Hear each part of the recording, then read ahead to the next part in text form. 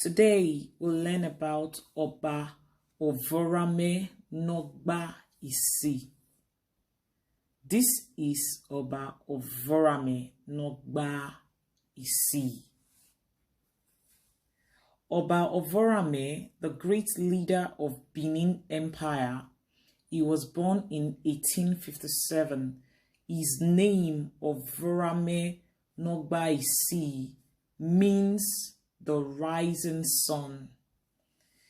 He was born into the family of 5, and his father was the king, and he became the heir to the throne. Whenever he was called the rising sun, he answers in a roaring voice, the sun which spreads all over. Oba Oronramwen became the leader and protector of his traditions, who was the last Oba who had monopoly over the trade industry.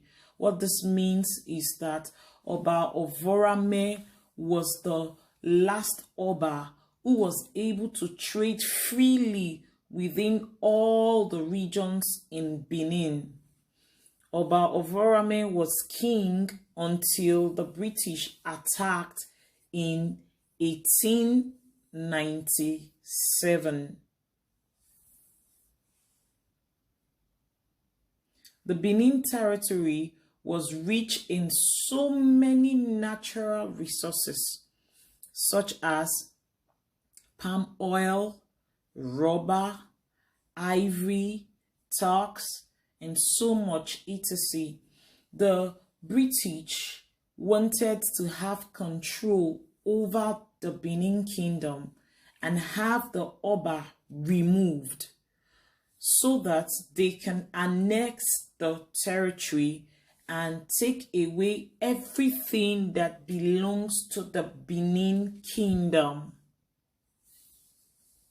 Contributions of Oba Oronramwen. Number 1, he protected Benin. Number 2, he maintained Benin's independence. Number 3, he prevented the British from taking control over Benin Kingdom. He was a hero to the Benin people. In 1892, Oronramwen was forced to sign a protection treaty with the British, which only lasted until the British attacked his territory in 1897. What this means is Oba Oronramwen was forced to sign an agreement with the British that they would live in peace, but the British broke the agreement, which is also called Invasion 1897. What the British did is also called Invasion 1897. To invade means for a stronger person with bigger powers to take over a land that does not belong to them. The invasion was a full-scale military expedition to take control of Benin.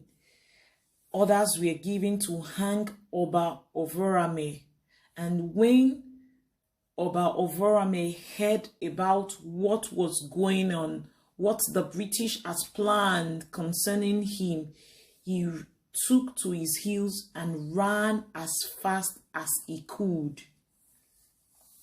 The royal palaces were looted and burnt down, and many inhabitants were killed. There was sorrow in the land when the British took over. Everyone was crying, both old and young. They suffered so much because the land Benin they were used to had become a strange land full of bloodshed. But Oba Oronramwen escaped. He managed to evade captivity for 6 months and returned to the city. When he tried to bargain his way out of exile, As I told you before, he heard what the British was planning. So he ran away and hid in a village for some time, a period of 6 months, thinking he was going to buy his way out. He offered the British 200 barrels of oil and 500 ivory togs, but his offer was refused, and he was sent to Calabar with his 2 wives. Since Oba Oronramwen was a very rich king, he thought he could bribe his way from the British instead of them killing him or hanging him. He thought he could bribe his way. Where he later died, the British did not accept any of the gifts he brought to them, and they sentenced him to a village called Calabar, where he later died in January 1914. He was later brought and buried in the grounds of the Royal Palace of Benin City. I hope you had a nice time. Bye for now.